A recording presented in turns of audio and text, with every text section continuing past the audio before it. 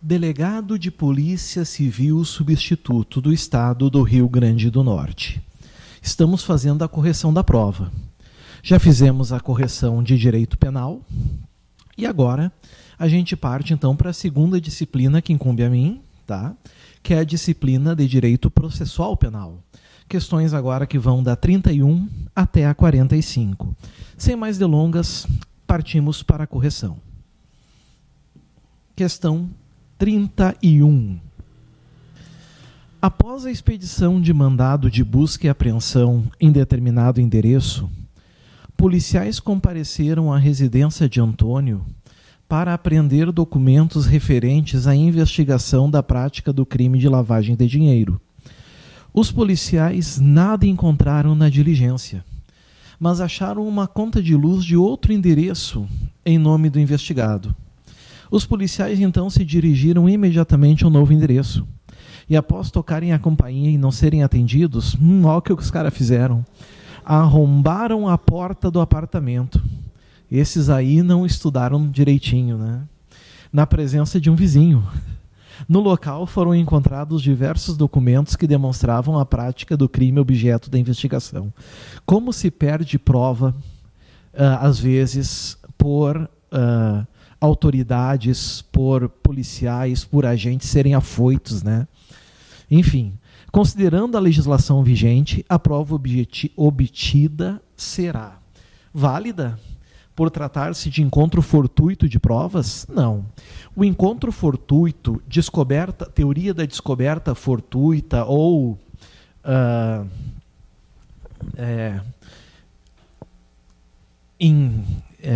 como é que chamam? Descoberta, né? A teoria norte-americana, né? Inevitable discovery, ela na verdade não se aplica aqui, porque não foi um caso fortuito. Tem um nexo causal aqui, certo? Que é a conta de luz, então a prova não é válida. O que nós temos de verdade aqui é uma prova nula. Então toda alternativa que falar que a prova é válida está errado. A letra E, por isso, está errada também, ó, ao dizer que a prova é válida. Certo? Não é porque está no nome do cara que vai ser válida, tinha que ter um mandado para isso. A B fala que é nula, porque a busca e a apreensão sempre exige a presença física do morador. Não é verdade. Certo? Não é verdade, pessoal. Certo? Não é preciso a presença física, tanto que é permitido o arrombamento do local. Então está fora a letra B. É nula, pois diante da ausência do morador, era indispensável para a validade a presença de duas testemunhas para arrombamento do local. Na verdade, não, pessoal. Não é assim que funciona. Certo? Não é assim que funciona. É preciso a precisão discreta do mandado. Quando não for possível o mandado, existem outras maneiras. Então a letra C também está errada e só sobrou a letra D. A prova é nula, pois realizada em local distinto daquele constante do mandado de busca e apreensão. Era possível pedir um novo mandado e, com posse do novo mandado, realizar a busca e apreensão. Resposta da questão 31, então, letra D de Dinamarca. Partimos para a questão 32.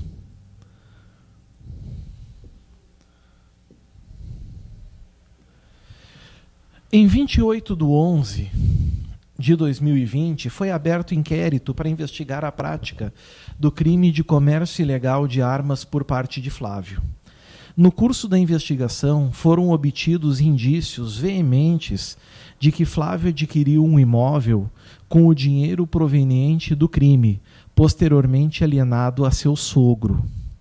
Sendo esse o único bem que constava em nome do investigado antes da alienação, o seu sequestro não poderá ser requerido pela autoridade policial ao juiz. Ora, amigos, por que não? Lembrando que aqui incide o princípio da reserva de jurisdição, né? Medidas assecuratórias, tá?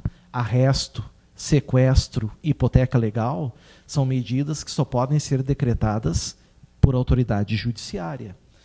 Não pode ser requerido, pois o bem já se encontra em nome de terceiro? Não, é possível sim. Depois se tem que ingressar com os chamados embargos de terceiro, mas pode sim ser requerido, a letra A, então. está fora. Letra B. Poderá ser requerido pela autoridade policial ao juiz. Perfeito. Mesmo antes do oferecimento da denúncia. Isso é a característica do sequestro, né? Principalmente por se tratar de bens imóveis. E por se tratar de medidas assecuratórias de coisas, né? Não teria sentido deixar só para a fase judicial, certo? É importante isso. Tem que ter aqui a necessidade de se manter o acautelamento da coisa. C. Não poderá ser requerido pela autoridade policial ao juiz por se tratar de bem imóvel. Claro que não. Sequestro é exatamente para isso. Letra D. Poderá ser requerido pela autoridade policial ao juiz sem a possibilidade de oposição de embargos de terceiro. O erro está no final. Aqui é a medida para se requerer, certo? A legitimidade do bem. Letra E. Não poderá ser requerido pela autoridade policial ou juiz. Já está errado, né? Resposta, então, letra B de Brasil.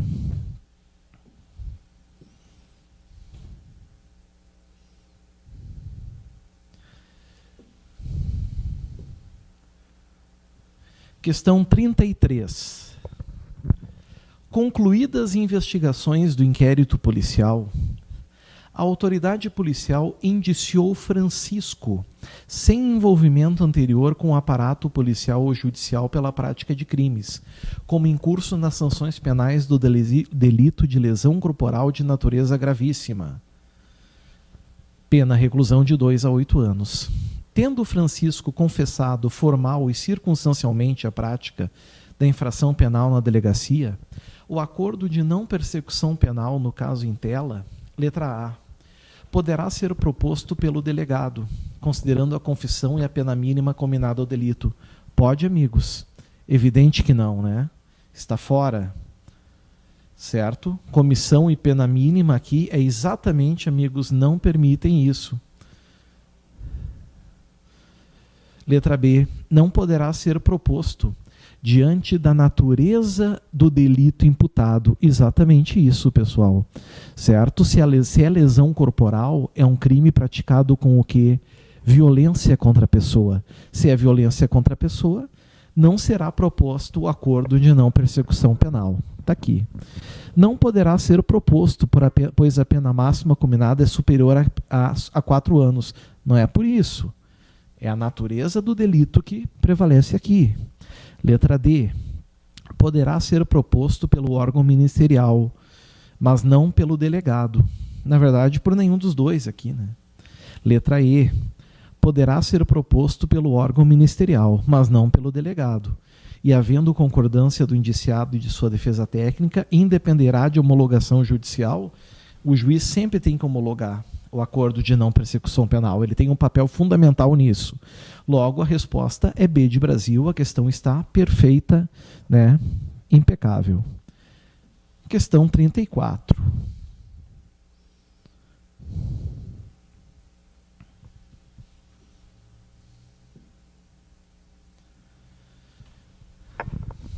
Vamos para a questão 34, então. Questão 34 diz: no curso de investigação criminal para apurar a prática de crime sexual por parte de Adonis, a autoridade policial notou que o investigado apresentava sinais de insanidade mental. Nesse sentido, havendo dúvida sobre a integridade mental de Adonis, a instauração de incidente de insanidade mental, letra A, não poderá ser determinada na fase de inquérito, pois incabível nesse momento. Está errado. O exame de insanidade mental ou o incidente aberto pode se dar tanto na fase das investigações como na fase judicial. Logo, a letra A está fora. Letra B. Poderá ser determinada na fase de inquérito diretamente pelo delegado de polícia, de ofício. Aqui está o erro.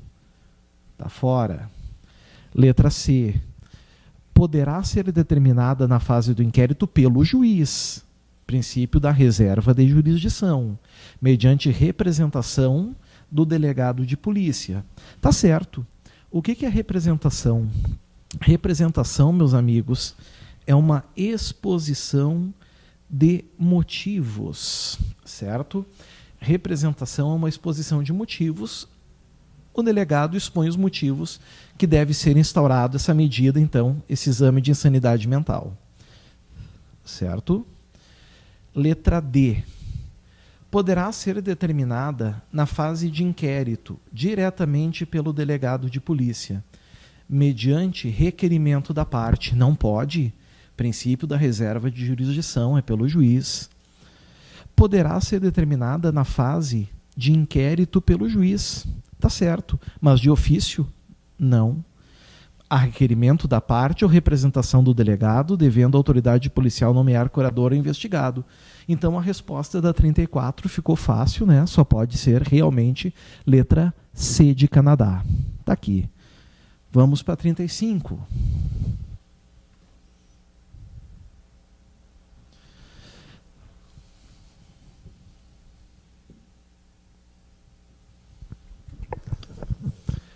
No curso de inquérito policial para investigar a prática de crime sexual, a autoridade policial entendeu necessária a realização de exame de DNA de Leonardo, suspeito do delito, para colher informações sobre a sua autoria. Isso aí já nos cheira a algo não muito bom, né, pessoal? Porque a gente sabe, por exemplo, que ninguém pode obrigar o Leonardo a submeter esse exame, pelo princípio do nemo tenetur si detegere. Ou seja, que ninguém é obrigado a produzir prova contra si. Isso está na nossa Constituição, isso está no Pacto de São José da Costa Rica, que o Brasil é signatário desde 92, certo? Então a gente tem que ir por esse caminho, tapeando por esse caminho. Nesse sentido, a prova em questão não poderá ser recusada por Leonardo. Como não pode? Diante da sua condição de indiciado. Independentemente de exigir comportamento ativo ou passivo. Errado, pessoal. Errado. Certo? Está aqui. Comportamento passivo, aí é outra história. B. Poderá ser realizada, independentemente da concordância de Leonardo, ainda que invasiva, mas exige decisão judicial prévia. Não. Ele tem que concordar, não pode ser invasivo, né? Ou seja, tem que ser de forma indolor, claro, certo? Enfim, e exige aqui decisão judicial, então está errada a B. Letra C. Poderá ser recusada por Leonardo no curso do inquérito, claro, mas não no curso do processo. Não. Ele pode se recusar a qualquer momento, pessoal, é direito dele não produzir prova contra si. Está fora? Letra B. Poderá ser realizada sobre o material descartado por Leonardo, independentemente de sua concordância. Aí, claro que sim, né? Certo? Porque aí é a polícia investigando, é a polícia exercendo o seu papel. Ela achou o DNA, não obrigou o indivíduo a produzir a prova. Então era fio de cabelo no chão, era saliva na escova de dentes ou algo assim. Assim se extraiu o material genético, o DNA, perfeito.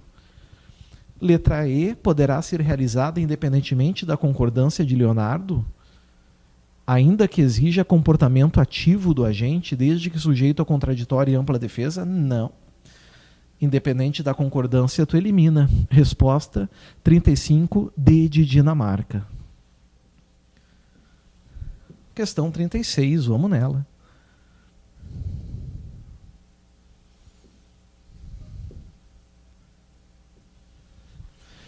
Após receber os autos do inquérito policial encaminhado pela autoridade policial, o promotor de justiça, com atribuição para o caso, verificou que não havia indícios suficientes quanto à autoria e materialidade do delito, pois não fora realizada, no curso do procedimento administrativo, busca e apreensão que entendia imprescindível.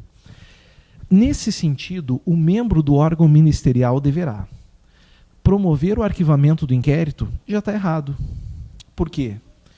Porque não é o Ministério Público que arquiva, não é o promotor de justiça que arquiva. Quem arquiva inquérito é só o juiz, certo? E não é hipótese de absolvição sumária.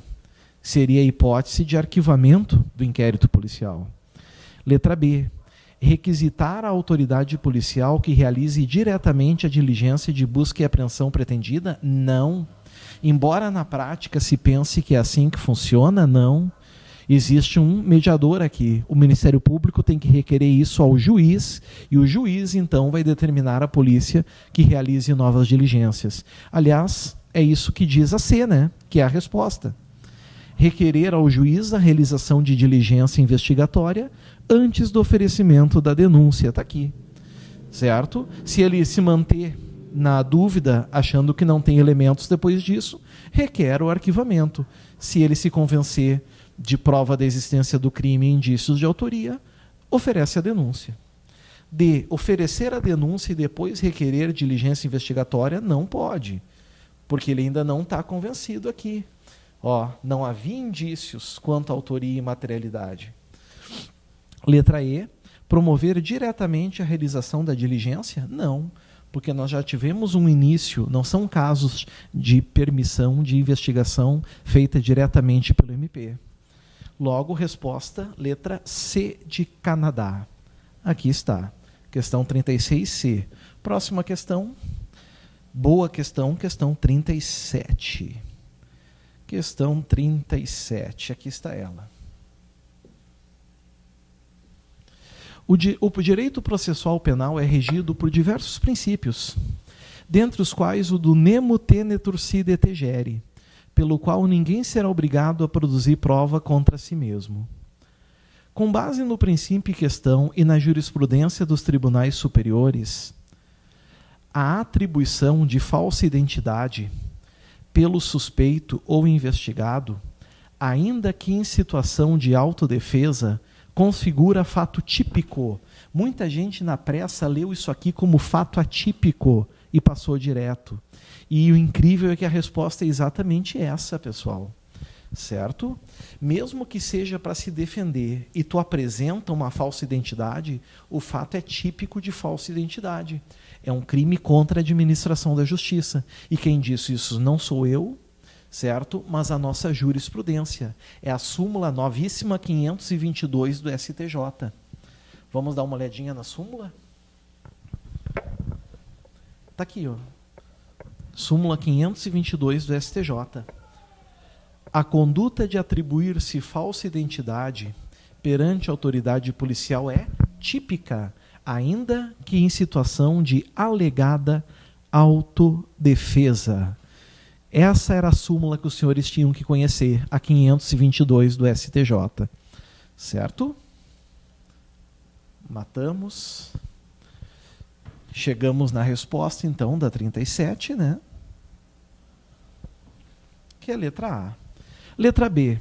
A recusa do investigado em prestar informações quando intimado em sede policial poderá justificar por si só o seu indiciamento. Claro que não, amigos. O indiciamento é feito por um conjunto de provas, né, que a polícia realiza na investigação. A recusa em prestar informações, que é o silêncio, não pode ser usado em desfavor do indivíduo, do réu, do indiciado, em hipótese alguma. Então, a letra B está errada. Letra C. As provas que exijam comportamento passivo do investigado não poderão ser produzidas sem sua concordância. É claro que podem. Comportamento passivo, o que é, pessoal? É, por exemplo, a forma com que ele olha para o delegado, o nervosismo dos seus depoimentos, situações em que ele apenas é o objeto da investigação. Então a C também está errada. Letra D. A alteração de cena do crime pelo agente não configura fraude processual. Configura sim.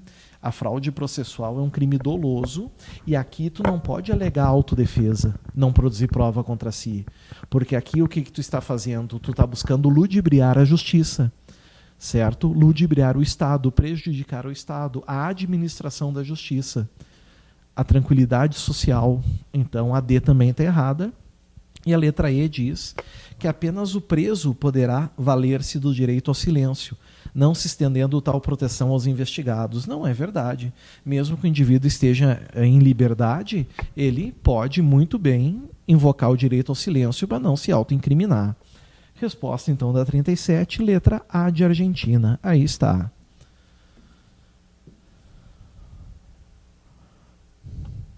Questão 38. Questão 38.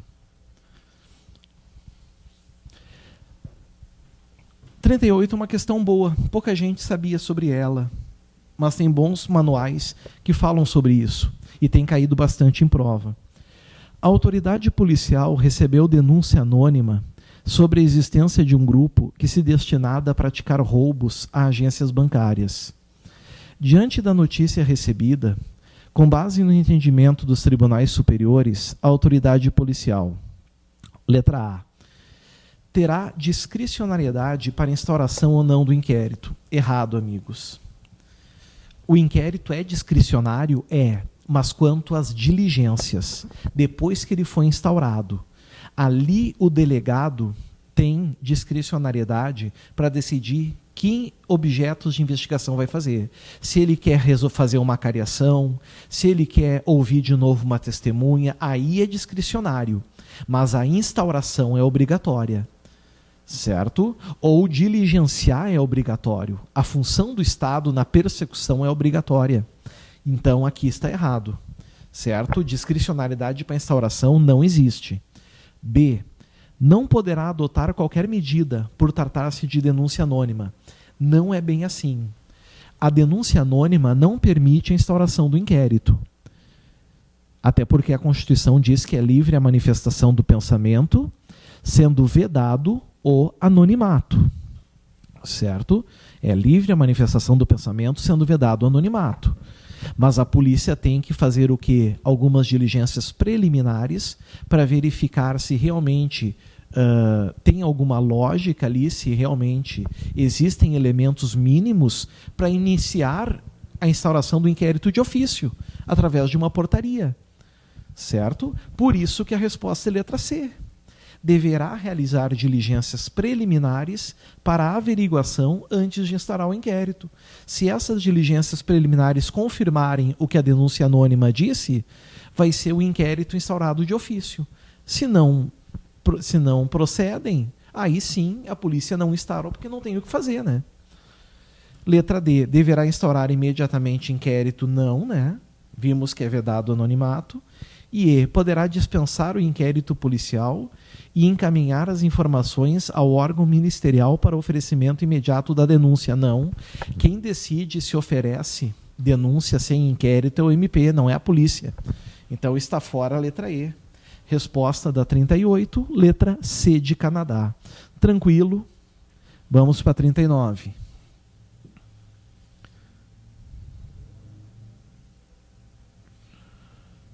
Questão 39.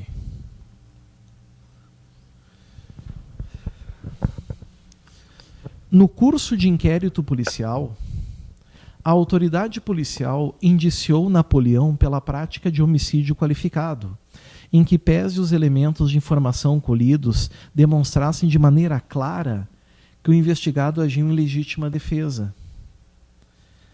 Ou seja, aqui nós temos um inquérito instaurado de forma ilegal, para aqueles que entendem que não deveria se instaurar inquérito em legítima defesa. Tem entendimento doutrinário que quem tem que ver isso de excludente de ilicitude é o judiciário. A polícia se encarregaria apenas de tipicidade. Mas, enfim, visando combater tal decisão e buscar o trancamento do inquérito, ou seja, a defesa vai tentar trancar esse inquérito. O advogado de Napoleão poderá interpor recurso para o chefe de polícia. Errado. Recurso para o chefe de polícia é a decisão do delegado que não instaura inquérito policial. Não foi o caso aqui. Impetrar habeas corpus. Sim, né? Por quê? Porque instaurando um inquérito ilegal, certo? Isso pode gerar uma denúncia que vai ser ilegal. E ela pode ser recebida ilegalmente. E a sentença no júri, no plenário, pode ser de condenação ilegal e pode resultar em uma prisão ilegal. Então, impetrar habeas corpus. Quem é que vai julgar? O órgão jurisdicional que está logo acima. Quem é o primeiro órgão jurisdicional acima? É o primeiro aqui, porque delegado não é órgão jurisdicional, logo tem que ser para o juiz. Se o coator fosse o juiz, seria o tribunal. Se o tribunal é o coator, é o STJ. Se o STJ é o coator, é o STF. Então, como o delegado é o coator, nós temos que impetrar para o juiz de primeiro grau. Resposta B de Brasil. Aqui está. Impetrar habeas corpus, está certo. Sendo competente para o julgamento o Tribunal de Justiça? Não. Porque aí estaria suprimindo o grau de jurisdição, né? Estaríamos ultrapassando a função do juiz de primeiro grau. Interpor recurso em sentido estrito, sendo competente para julgamento um juiz de primeiro grau. Bom, primeiro que o juiz de primeiro grau não julga recurso em sentido estrito. Segundo que recurso em sentido estrito, pessoal, os casos dele estão previstos lá no Código de Processo Penal e não é o caso aqui, certo? De instauração de inquérito ilegal. Então está fora também. E impetrar habeas corpus para análise pelo chefe de polícia, não, né? Chefe de polícia não tem poder jurisdicional para julgar em habeas corpus. Então a resposta só pode ser B de Brasil. Aí está. Questão 40. Vamos para 40. Aumentar um pouquinho aqui, vai ficar legal. Aí. 40 é muito fácil. Questão nova. Giovanni foi preso em flagrante pela prática do crime de homicídio qualificado, sendo lavrado o auto de prisão respectivo em 18 de dezembro de 2020.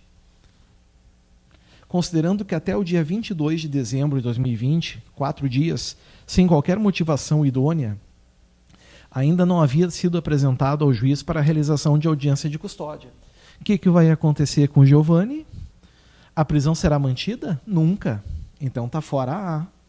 Será mantida? Não, então está fora C. Será mantida? Não, então está fora E. Ou a resposta é B ou ela é D. Ela tem que ser relaxada. Ela ficou ilegal. Só que não é o delegado que relaxa a prisão. Então está fora. É a D de Dinamarca. Aqui está a resposta da 40. Tornou-se ilegal porque não foi feita a audiência de custódia no prazo de 24 horas, devendo ser relaxada pela autoridade judiciária competente. Tem que saber que a audiência de custódia tem que se dar em 24 horas da prisão e quem realiza é o juiz. Se não ocorrer, ele relaxa a prisão. O delegado não tem essa função, né? Resposta, então, letra D de Dinamarca. Questão 41.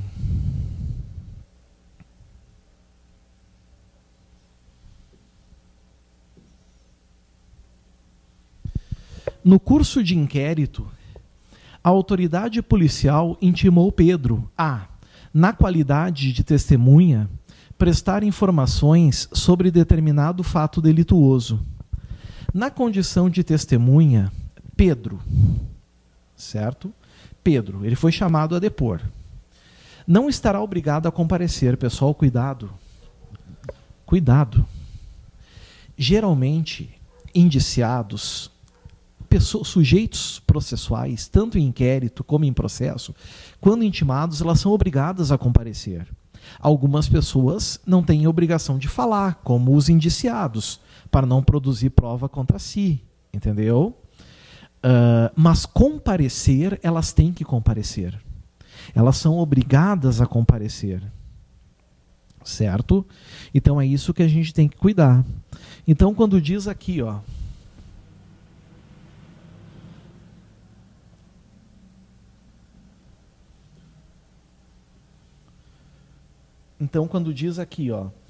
na condição de testemunha, Pedro não estará obrigado a comparecer à delegacia, já está errado. Já está errado, porque ele está obrigado a comparecer. Estará obrigado a comparecer, perfeito, e prestar informações com o dever legal de dizer a verdade, ainda que possua relação de parentesco em linha reta com o investigado. Bom, aí o artigo 206 do CPP proíbe, né? Aí, amigos, é diferente, entendeu? Então, a letra B está errada, não precisa prestar informações que exijam incriminação. C, não estará obrigado a comparecer, já está errado aqui, né? E ele pode se valer do direito ao silêncio.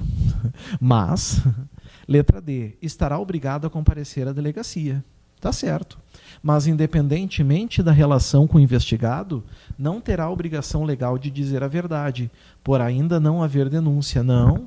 Se tem relação de parentesco, vai para o 206 e aí foge essa obrigação aqui. Só sobrou a letra E. Estará obrigada a comparecer à delegacia, mas não precisará responder às perguntas formulares que puderem resultar em autoincriminação. Mais uma vez, princípio do nemo tenetur side tegere. Certo? Está aqui. Então, cuidado em relação a isso, tá bom? Ok? Cuidado em relação a isso. Resposta, então, pessoal, letra E de Equador.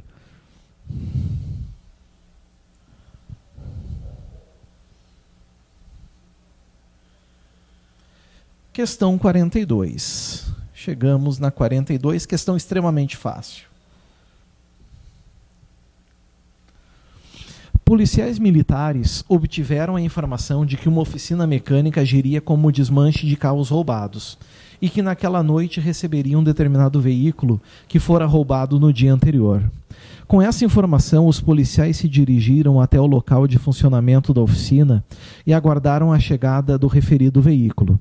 Após o carro adentrar a oficina, os policiais invadiram o local.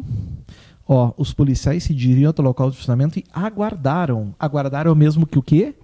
Esperar. Após o carro adentrar a oficina, os policiais invadiram o local e prenderam em flagrante os donos da oficina pelo crime de receptação qualificada. A situação apresentada trata-se de hipótese de flagrante preparado? Não. O que é flagrante preparado? É preparar uma armadilha, uma arapuca. É, por exemplo, colocar o celular em um local e ficar escondido esperando alguém subtrair, ir lá e prender. Não é o caso. A polícia não provocou essa situação, certo? Então, não é preparado, e flagrante preparado nunca é legal, tirando situações excepcionais. Flagrante forjado, sendo ilegal, flagrante forjado é ilegal, mas não é o caso da questão. O que é o flagrante forjado? É quando são criadas provas de um crime inexistente. Por exemplo, enxertar drogas no bolso da vítima. Isso é um flagrante forjado, inclusive é abuso de autoridade, né? É o flagrante esperado, sendo legal, ou seja, a polícia esperou o crime acontecer e no que aconteceu, foi lá e prendeu. Pode sempre fazer isso? Não. Quando houver risco de dano irreparável, a polícia não pode esperar o crime acontecer. Por exemplo, ela vê que vai acontecer um homicídio, não pode esperar acontecer para ir lá prender. Tem que evitar. Vai acontecer um estupro, não pode esperar, tem que evitar. Mas como aqui não havia risco de dano irreparável, o flagrante é legal. Não é preparado, como a gente já viu, ele é esperado e ele não é ilegal, ele é legal. Resposta, letra C. Aí está. Antepenúltima questão, questão 43. Questão do Mendel. Questão 43. Mendel foi preso em flagrante pela prática do crime de furto, punível com pena de reclusão de 1 a 4 anos e multa, constando de sua folha de antecedentes criminais diversos outros processos pela prática de delitos da mesma natureza. Após Mendel ser apresentado à autoridade policial, o delegado de polícia poderá conceder liberdade provisória com ou sem fiança. Amiguinhos, desde quando o delegado concede liberdade provisória? Princípio da reserva de jurisdição. Liberdade provisória, só quem pode conceder é o juiz. Prisão preventiva, só quem pode decretar é o juiz. Então, o delegado não pode fazer isso. Letra A está fora. Letra B. Poderá arbitrar fiança, cumulada com outras medidas alternativas. Pode, meus amigos, arbitrar fiança aqui? E agora?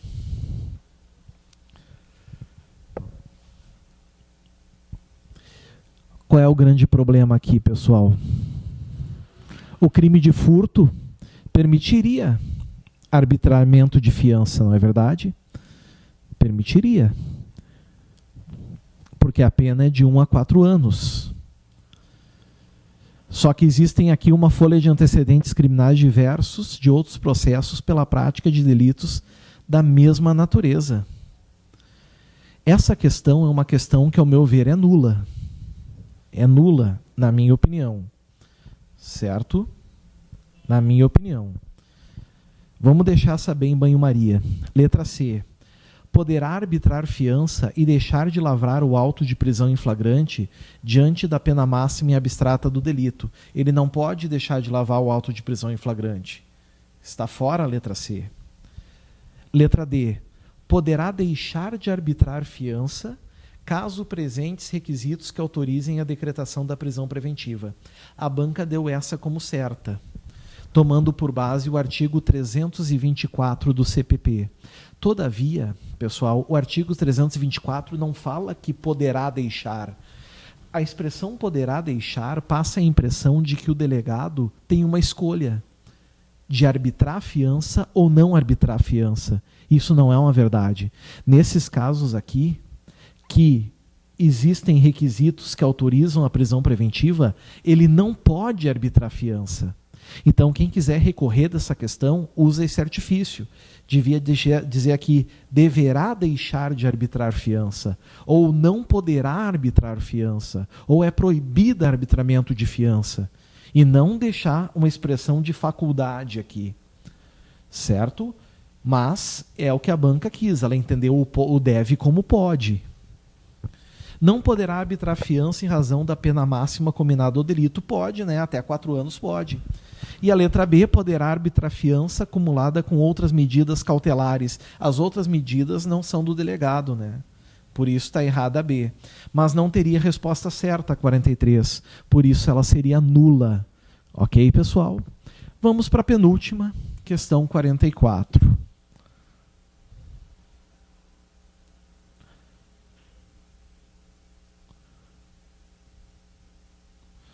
Está aqui a 44. Vamos falar sobre ela agora. Ao sair de sua casa, em 17 de maio de 2020, Miriam foi surpreendida por faixa anônima estendida na via pública, com diversas ofensas à sua honra. Diante da humilhação sofrida, Miriam deixou o país e foi morar no exterior, sem se interessar em descobrir o responsável pelos fatos. Em 3 de janeiro de 2021, Miriam recebeu mensagem de Sandra, sua antiga vizinha, confessando ser ela a autora das ofensas, bem como esclarecendo que informou os fatos ao delegado de polícia, em razão de seu arrependimento. Miriam entrou em contato com seu advogado em 25 de janeiro de 2021, para esclarecimentos jurídicos, informando que permanece no exterior. O advogado deverá esclarecer naquela data que o crime praticado seria de injúria, de ação penal privada. Logo, o que acontece aqui? Pessoal, cuidado. Muita gente sabe que crime de injúria é de ação penal privada e a ação penal privada tem um prazo de 6 meses para ser oferecida a queixa. O problema é que os 6 meses não se contam da data do fato, que nem o prazo da prescrição. O prazo da queixa é decadencial. Então, são 6 meses da data em que o ofendido veio a saber quem é o autor do fato. Então, o prazo não são 6 meses a partir do dia 17 de maio de 2020. São 6 meses a contar dessa data aqui, 3/1 de 2021. E aí eu pergunto a vocês, passou 6 meses aqui? Não. Então, cabe aqui queixa-crime, não é verdade? Desde que feita por um advogado com procuração com poderes especiais, é o que diz o nosso Código de Processo Penal. Então, diz que a letra A abertura do inquérito poderá ser determinada pela polícia diretamente? Não. Artigo 5º, parágrafo 5º, diz que a ação penal, nos crimes de ação penal privada, o inquérito só pode ser instaurado por requerimento da vítima, do ofendido. Então, a letra A está errada. Letra B. A abertura do inquérito policial não poderá ser determinada pela autoridade policial nem requerida por Miriam, pois operou-se o prazo prescricional para a representação. Primeiro, o prazo não é prescricional, é decadencial. Segundo, que não decaiu. E terceiro, que não é representação, é queixa-crime. Letra C. A queixa-crime poderá ser oferecida por Miriam, mas, se através de procurador, exigem-se poderes especiais. A banca deu essa resposta como certa. Mas também passa a impressão com esse se através de procurador, exigem-se poderes especiais, dando a impressão de que dá para ingressar com queixa-crime sem ser por procurador. Não, tem que ser por procurador. Certo? Sempre. Então, sempre a queixa-crime tem que ser por procurador e a procuração tem que ter poderes especiais. Certo? Então, nós temos aqui como resposta a letra C. Ok? A letra C. Letra D. A inicial acusatória não poderá ser oferecida por Miriam, por operou-se o prazo decadencial. Não operou-se. Não operou-se. Olha aqui, ó. Não passou 6 meses da data de que ela tomou conhecimento quem é o autor do fato. A queixa-crime poderá ser oferecida por Miriam. Pessoalmente, não. Procurador com poderes especiais, sim. Por isso, elas se contradizem. Aqui, ó. Mas se através de procurador exigem-se poderes especiais. Ora, amigo, sempre é por procurador. Então, a resposta é letra C, mas quem precisar dessa questão, use esse argumento, trabalhe esse argumento para anular a questão. E a última questão agora, então, questão 45.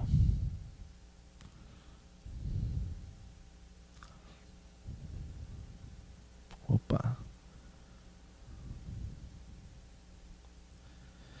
Questão 45, questão de jurisdição e competência. É uma questão bem fácil, envolvendo conexão e continência. Lucas foi preso em flagrante na cidade de Parnamirim após intensa perseguição policial. De acordo com o que consta do procedimento, Lucas praticou um crime de extorsão qualificada, pena reclusão de 6 a 12 anos e multa, em Natal. E depois, utilizando-se dos mesmos instrumentos do crime, enquanto fugia dos agentes da lei em perseguição, realizou mais 2 crimes, furto simples, 1 a 4, e um de dano qualificado, 6 meses a 3 anos e multa, em Parnamirim, onde veio a ser preso. A banca quer saber onde ele vai ser julgado por esses 3 crimes. Como tem relação, os 3 vão ser julgados por um lugar só. Certo? Ou é Natal ou é Parnamirim. Ok? Considerando apenas a situação narrada, será competente para julgamento o juízo criminal de Natal ou Parnamirim. O que diz o CPP? Que quando houver conexão e um lugar tem que ser competente, sempre vai ser o lugar em que foi praticado o crime mais grave. Crime mais grave, extorsão qualificada, 6 a 12 anos. Está aqui a letra A. Ó. Natal, em relação a todos os crimes, em relação da conexão pelo fato de a pena de extorsão ser mais alta. E se os 3 crimes tivessem a mesma pena? Aqui seria Parnamirim, porque o lugar em que ocorreu o maior número de crimes foi Parnamirim.